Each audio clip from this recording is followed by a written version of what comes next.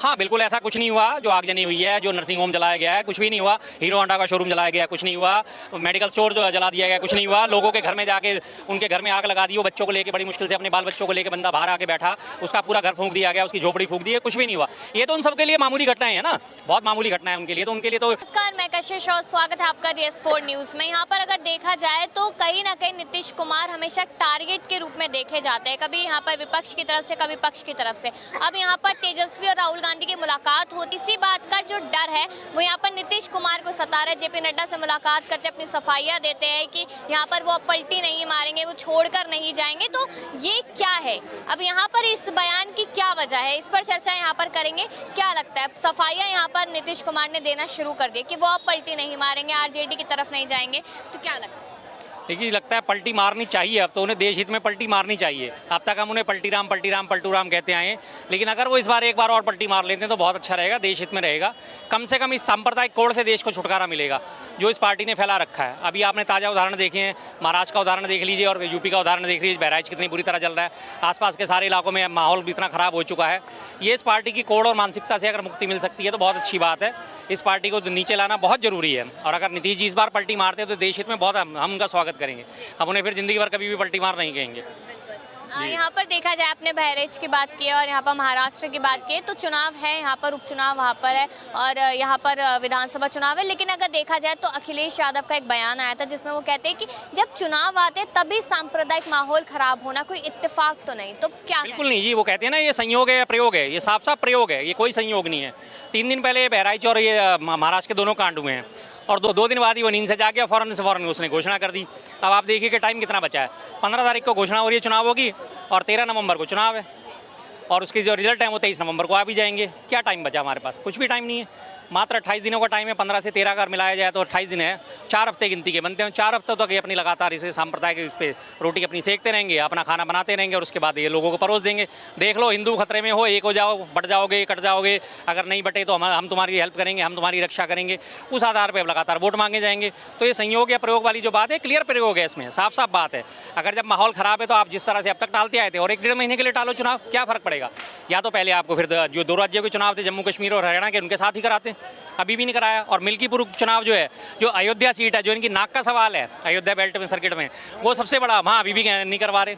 वहाँ भी और देख रहे हैं कि कब तक हमारी यहाँ गोटी सेट बैठे। कल तक है हाई कोर्ट का फैसला। हाँ जी, वो हाई कोर्ट के फैसले की बात आप बड़े, आज हाई कोर्ट को बहुत इज्जत देता हुआ नजर आ रहा है चुनाव आयोग। तो चुनाव आयोग ने हाई कोर्ट, सुप्रीम कोर्ट के फैसले को, उसमें क्यों नहीं इज्जत दे रहा? महाराष्ट्र में 2.5 साल हो गए सरकार बदले हुए, करीब 2 या 2.5 साल हो गए सरकार बदले हुए।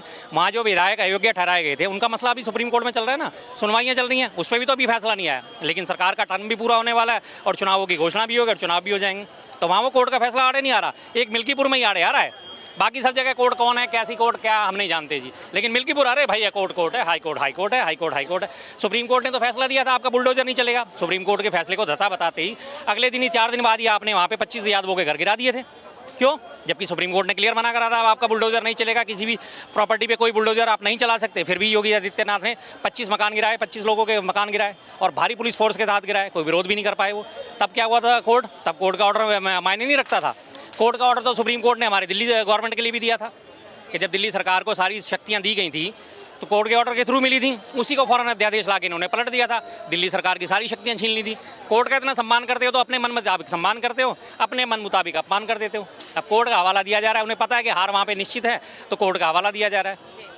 तो आप कह रहे हैं कि यहाँ पर जिस तरीके से कोर्ट की मानी नहीं जा रही है और यहाँ पर अपनी मनमर्जी चलाई जा रही है, जैसे आपने बुलडोजर का एग्जांपल दिया, तो क्या इन सारी चीज़ों को जनता नहीं समझ रही है? फिर जनता फिर उन्हें जिता देगी या फिर जिस तरीके से विपक्ष लगातार बयानबाजी कर रहा है? देखिए जी, अब तो सारे पिछले चुनावों के जितना भी हम एनालिसिस करते हैं, इसमें जनता तो भरपूर वोट दे रही है विपक्ष को, भरपूर वोट दे रही है विपक्ष को जनता।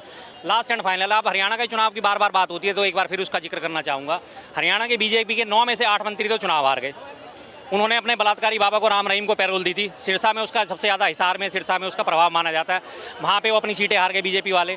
लेकिन उसके बाद ऐसा क्या चमत्कार हुआ कि वही 14 सीटें जीत गए, जिन 14 सीटों में 99% EVM चार्ज मिली। यानी ने अपने हार का अंदेशा पहले ही हो गया था, तो उन्होंने फटाफट मैनिपुलेटिंग कर दी। और बार बार नायब सिंह सैनी का बयान, हमने सारी व्यवस्थाएं कर ली हैं, हमारी सारी व्यवस्थाएं हो गई हैं, हम सारी व्यवस्था कर चुके हैं। अगले दिन रिजल्ट आते तो पता चलता है बीजेपी जीती पड़ी है। तो जनता इसमें क्या करेगी? जनता तो भर भर के वोट दे रही है। जनता का वोट कब कम आया? जब पिछले साल आपके 2023 में 4 राज्यों के चुनाव हुए थे, 4 करोड़ 90 लाख वोट कांग्रेस को मिले थे और 4 करोड़ 81 लाख वोट बीजेपी को मिले थे। लेकिन फिर भी 3 राज्यों में बीजेपी सरकार बना गई। किस वजह से बना गई? यही तो कृपा है उन्हीं की। तब भी यही घपलों की बात उठाई गई थी। लोकसभा चुनाव होगी, 5.5 करोड़ वोट एक्स्ट्रा गिने गए हैं। उसके लिए भी सुप्रीम कोर्ट में याचिका दाखिल करी हुई है। इलेक्शन कमीशन से जवाब मांग रहे हैं, वो तो खैर देने को कभी तैयार होगा ही नहीं। सुप्रीम कोर्ट में भी याचिका चल रही है, देखो कब उसका फैसला आएगा नहीं आएगा। और अभी हरियाणा चुनाव में 13 लाख वोट होगी, इसमें भी हेरफेर पाई गई है। इसके लिए भी याचिका दाखिल कर दी गई है, कब इस पर फैसला आएगा। तो जनता तो हर चीज़ में दे रही है वोट। जनता के लिए दिमाग में आ चुका है कि इस पार्टी को हराना जरूरी है। तो जब कहा जा रहा है, मुद्दा सॉल्व नहीं होगा तो जनता के मुद्दे कभी सॉल्व नहीं हो पाएंगे। ऐसा माना जा रहा है कि बीजेपी का समय चल रहा है और बीजेपी की सरकार हर जगह है, तो कानून व्यवस्था जो है वो कहीं ना कहीं पूरी तरीके से ध्वस्त हो चुकी है। लेकिन वहीं पर आज ब्रजेश पाठक का यहाँ पर बयान आता है कि सारी चीज़ें नियंत्रण में है यूपी में, तो ऐसा कुछ भी नहीं हुआ था जिस तरीके से बताया जा रहा है। हाँ बिल्कुल, ऐसा कुछ नहीं हुआ। जो आगजनी हुई है, जो नर्सिंग होम जलाया गया है, कुछ भी नहीं हुआ। हीरो होंडा का शोरूम जलाया गया, कुछ नहीं हुआ। मेडिकल स्टोर जो जला दिया गया, कुछ नहीं हुआ। लोगों के घर में जाके उनके घर में आग लगा दी। वो बच्चों को लेके बड़ी मुश्किल से, अपने बाल बच्चों को लेके बंदा बाहर आके बैठा, उसका पूरा घर फूंक दिया गया, उसकी झोपड़ी फूंक दी है, कुछ भी नहीं हुआ। ये तो उन सबके लिए मामूली घटनाएं हैं ना, बहुत मामूली घटना है उनके लिए। तो उनके लिए तो आंखों में भी नहीं दिखेंगी कि हाँ ये वास्तव में भी कोई घटना ऐसी हुई है। वो तो मानेंगे भी नहीं कि कोई हमारा सिक्योरिटी फेलियर या प्रशासन का फेलियर है, क्योंकि प्रशासन और सिक्योरिटी का फेलियर सामने आता है। तो वो इसको मानने को तैयार ही नहीं होंगे कि हमारी कोई गलती हुई है। वो तो कहेंगे नहीं। गलती तब होती जब यही मामला पलट के हुआ होता या ये बीजेपी शासित राज्य नहीं होता, तो सारा मीडिया रोना मचा रखा होता, हाय हाय यूपी में जंगल राज, यूपी में जंगल राज, यूपी में जंगल राज। लेकिन अब यूपी में जंगल राज नहीं है, अब यूपी में सुशासन है। तो अभी भी तो कहा जा रहा है कि जंगल राज तो असली जो था वो अखिलेश यादव के समय पर था। अभी तो योगी राज में सब कुछ अच्छा ही चल रहा है। हाँ जी बिल्कुल अच्छा चल रहा है। दिन दहाड़े गोली मार दी जाती है, दिन दहाड़े कोर्ट में गोली मार दी जाती है, पुलिस अभिरक्षा में एक अभियुक्त को गोली मार दी जाती है। सब कुछ चंगा चल रहा है। हिरासत में मौतों में यूपी आज की डेट में एनसीआरबी के डाटा के अनुसार नंबर 1 चल रहा है। हिरासत में मौत का मतलब जो पुलिस करके लेके आती है, लोगों को पकड़ के लेके आती है और थाने में रखती है, और थाने में ही पिटाई करने के बाद उनकी जो मौतें हो जाती हैं और उन्हें स्वाभाविक कारण से मौत बता दिया जाता है, उसमें आज यूपी नंबर 1 चल रहा है। सब कुछ चंगा है जी, बिल्कुल सब कुछ चंगा है, कोई दिक्कत नहीं है इसमें। और अभी बहराइच की तरफ अगर देखा जाए तो जिस तरीके से माहौल बिगड़ा है, जिस तरीके से चीज़ें हुई है, तो कहीं ना कहीं यहाँ पर जाति और धर्म में बांटने की पूरी तरीके से कोशिश की जा रही है। देखिए, जिस पार्टी की स्थापना ही धर्म के नाम पे हुई हो तो वो पार्टी तो लगातार यही सोच लेके चलेगी। इस पार्टी के अगर आप फोरफादर उठा के देखें, जो आरएसएस उठा के देखें, हिंदू महासभा उठा के देखें, उन लोगों का मोटो क्या था? हिंदू राष्ट्र की स्थापना, हिंदू हिंदू करना, मुसलमानों के साथ विदेश का भाव रखना। अब अगर हम थोड़ा पहले जाते हैं, 1925 में इसकी आरएसएस की स्थापना हुई थी और हिंदू महासभा की 1927 में जो है इसने वीर सावरकर, जिसको कहा जाता है वीर सावरकर, माफ़ी वीर सावरकर, उसने सबसे पहले द्विराष्ट्र सिद्धांत प्रतिपादित किया था कि मुसलमानों के लिए अलग राष्ट्र दो, हमारे हिंदुओं के लिए अलग राष्ट्र दो। तो इनकी तो 100 साल पुरानी सोच है, जिसको आज ये अमली जामा पहनाने की कोशिश में लगे हुए। इनका कोई भी काम बिना हिंदू मुस्लिम करे होता ही नहीं है। बटोगे तो कटोगे, हिंदू हो एक हो जाओ। तो ये क्यों नहीं कहते भैया बटोगे तो कटोगे, सारे देशवासी एक हो जाओ। भी यहाँ पर उपचुनाव की चर्चा हो रही है, तो वायनाड में भी उपचुनाव है। प्रियंका गांधी को यहाँ पर उन्होंने नामांकन भरा है, तो उसको लेकर भी यहाँ पर जो बीजेपी पार्टी है वो पूरी निशाना यहाँ पर साध रही है। कहती है कि परिवारवाद तो अब फिर से आगे चलता हुआ नजर आ रहा है। हाँ, ये परिवारवाद, उनको एक परिवार से एक व्यक्ति जाके चुनाव लड़ रहा है, अब उन्हें परिवारवाद दिख गया। आपके जो है प्रेम कुमार धूमल का बेटा अनुराग ठाकुर, वो चुनाव लड़ता है, उन्हें परिवारवाद नहीं दिखता। सुषमा स्वराज की बेटी बांसुरी स्वराज चुनाव लड़ती है, उन्हें परिवारवाद नहीं दिखता। राजनाथ सिंह का बेटा पंकज सिंह नोएडा से चुनाव लड़ता है, उन्हें परिवारवाद नहीं दिखता। पंकजा मुंडे जो है वो चुनाव लड़ती है, वो उन्हें परिवारवाद नहीं दिखता। ठीक है जी। उसके बाद यहाँ से प्रवेश साहब सिंह वर्मा, पिछले बार के सांसद थे जो साहब सिंह वर्मा जी के बेटे, तब उन्हें परिवारवाद नहीं दिखता। वहाँ उन्हें कहीं भी किसी भी रूप में कोई परिवारवाद कहीं भी नजर नहीं आया। सिंधिया जो फैमिली है उनकी, जो वसुंधरा राजे सिंधिया, उनके आने वाली जो पीढ़ी है वो चुनाव लड़ रही है, इन्हें परिवारवाद नहीं दिखेगा कहीं भी किसी किस्म से। जब बीजेपी के लड़े तो परिवारवाद नहीं है, कांग्रेस का एक व्यक्ति अगर खड़ा हो गया तो परिवारवाद है।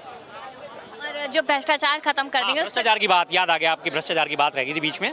भ्रष्टाचार की बात आज देखिए, नायडू साहब को इन्होंने जेल भेजा था भ्रष्टाचार 371 करोड़ के घोटाले का आरोप लगा के, और आज वो ईडी ने उन्हें उसमें क्लीन चिट दे दी है, क्योंकि नायडू साहब आज इनके साथ मिलकर सरकार चला रहे हैं। नायडू साहब ने इन्हें एक बैसाखी थमा रखी है, तो आज वो नायडू साहब बिल्कुल क्लीन चिट हो गए हैं, बिल्कुल क्लीन चिट। जैसे पहले कभी छगन भुजबल क्लीन चिट हुआ था, थोड़ा पीछे,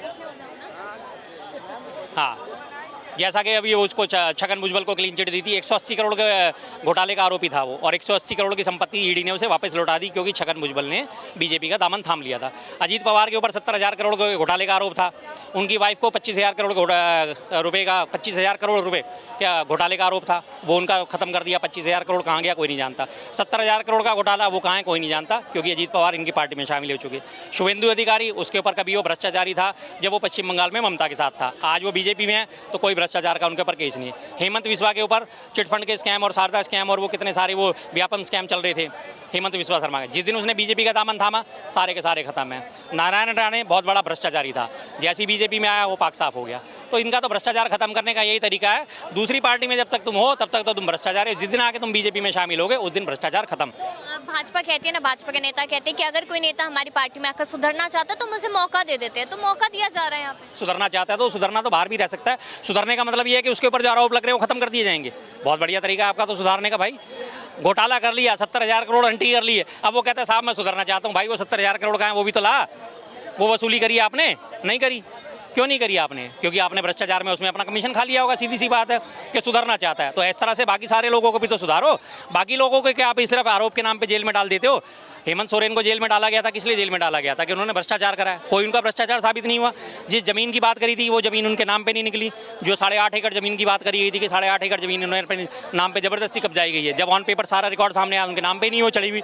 अल्टीमेटली कोर्ट को मजबूर होकर उन्हें बेल देनी ही पड़ी ना, तो फिर वो किस बात के भ्रष्टाचारी? सुधारने का काम तो न्यायालय का है। जो चलिए यहाँ पर तमाम सवालों के जवाब हमने लिए, वो यहाँ पर बिहार का मुद्दा हो, क्योंकि एक बार फिर से कहीं ना कहीं यहाँ पर सुगबुगाहट नजर आ रही है कि नीतीश कुमार जा सकते हैं या कहीं और आ सकते हैं। और यहाँ पर अगर देखा जाए तो यूपी में जो हुआ वो हमने देखा, महाराष्ट्र में हमने देखा, तो जनता आखिरकार इस बार किस ओर जाती है, बड़ा सवाल यहाँ पर बना हुआ है। अपनी राय इस मुद्दे पर दीजिएगा और देखते रहिए DS4 न्यूज़।